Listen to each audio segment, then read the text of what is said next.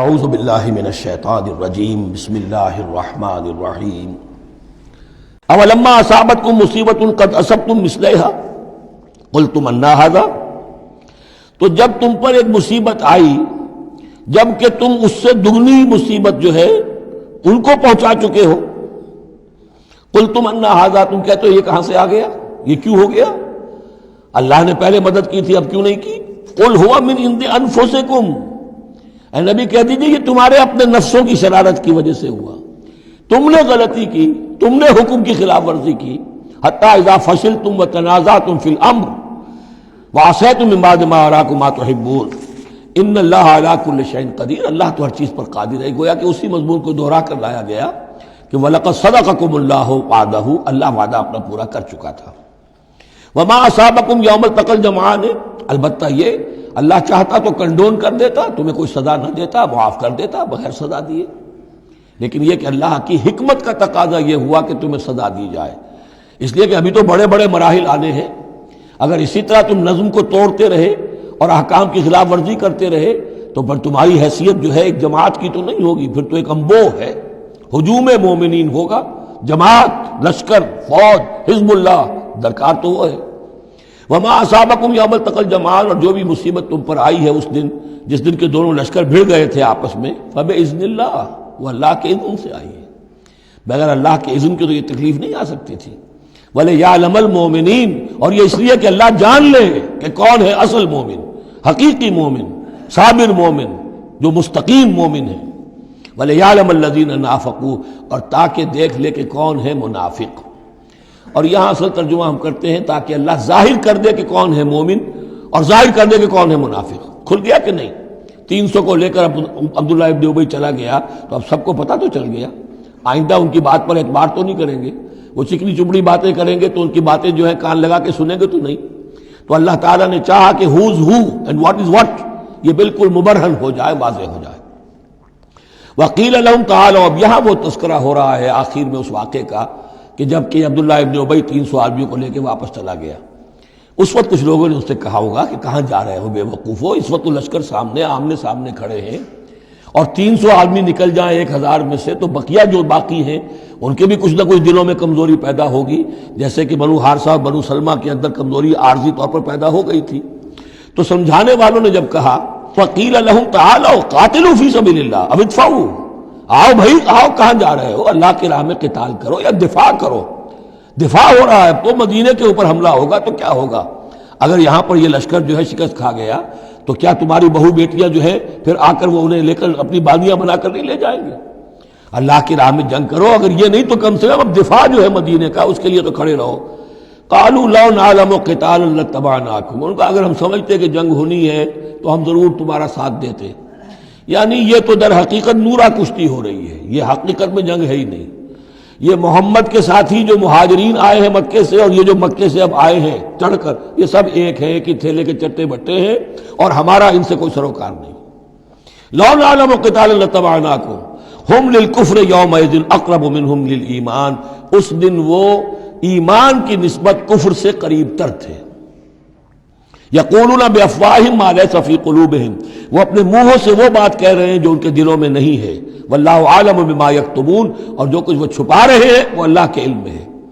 الذین قالوا لاخوانہم وقعدوا لو اطاعونا ما قتلوا، یہ وہ لوگ ہیں کہ جنہوں نے کہا، ان کے جو بھائی جو وہاں پر ابو سلمان صادق الایمان تھے جو وہاں شہید ہو گئے،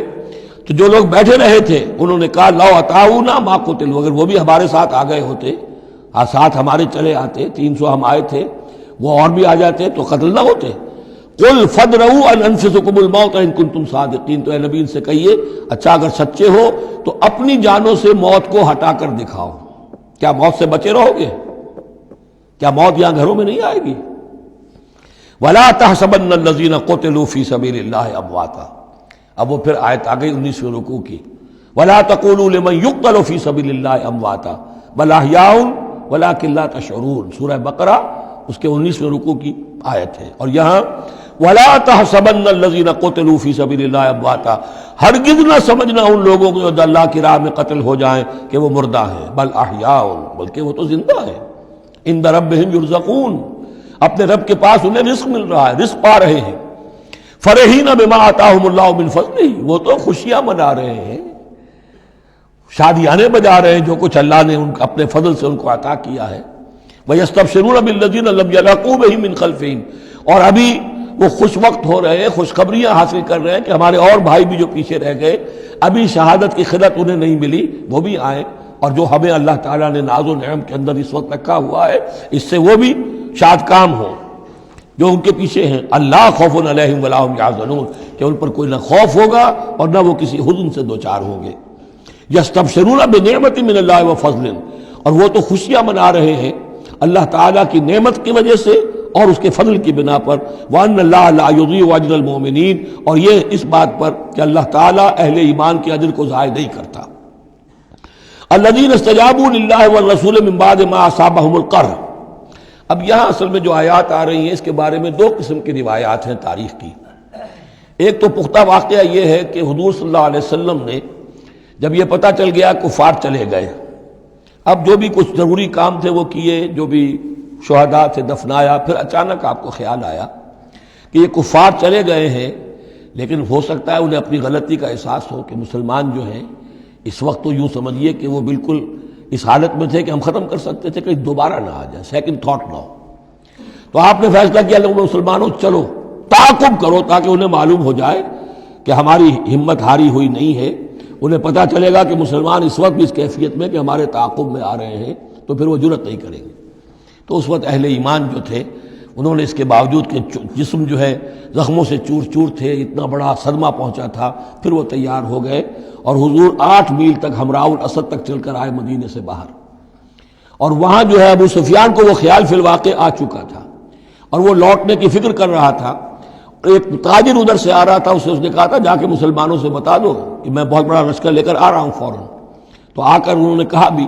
لیکن اس کے بعد انہوں نے کہا کہ جو بھی ہو سو ہو، جو اللہ کا حکم ہے اس کے رسول کا حکم ہے، ہم تو کمر کس کے آ گئے ہیں۔ اسی طرح کا واقعہ بیان ہوتا ہے کہ ابو سفیان جاتے ہوئے یہ کہہ گیا تھا کہ اب اگلے سال دوبارہ ملاقات ہوگی بدر میں، یعنی 1 سال پہلے بدر میں جنگ ہوئی تھی، اب 1 سال کے بعد جو ہے یہ احد میں ہم آ گئے مدینے پر حملہ آور ہو کر، اب ہمارے تمہارے درمیان تیسرا مقابلہ بدر میں ہوگا اگلے سال، وہ بدر صغریٰ کہلاتا ہے۔ تو حضور اس کے لیے نکلے، گئے بدر تک، ادھر سے ہی ابو سفیان اپنا پورا لشکر لے کر آئے، اور اس مرتبہ پھر وہی کیا کہ کچھ لوگوں کے ذریعے سے ہراسمنٹ پیدا کی، خوف پیدا کیا کہ لوگوں کیا کر رہے ہو بے وقوفو، وہ قریش تو بہت بڑا لشکر لے کر آ رہے ہیں، بہت بڑا لشکر لے کر آ رہے ہیں۔ تو اس کے جواب میں مسلمانوں نے وہ صبر والے کلمات کہے جو آ رہے ہیں۔ تو یہ دونوں یہ الفاظ جو ہیں، یہ آیات دونوں پر منطبق ہو سکتی ہیں۔ الذین استجابوا للہ والرسول من بعد ما اصابہم القرح، جن لوگوں نے لبیک کہی اللہ کی پکار پر اور رسول کی پکار پر اس کے بعد کہ انہیں چرکے لگ چکے تھے، زخم ان کے جسم زخمی تھے۔ للذین احسنوا منہم واتقوا اجر عظیم، یقیناً ایسے محسنین اور متقین کے لیے بہت بڑا اجر ہے۔ الذین قال لهم الناس ان الناس قد جمعوا لكم،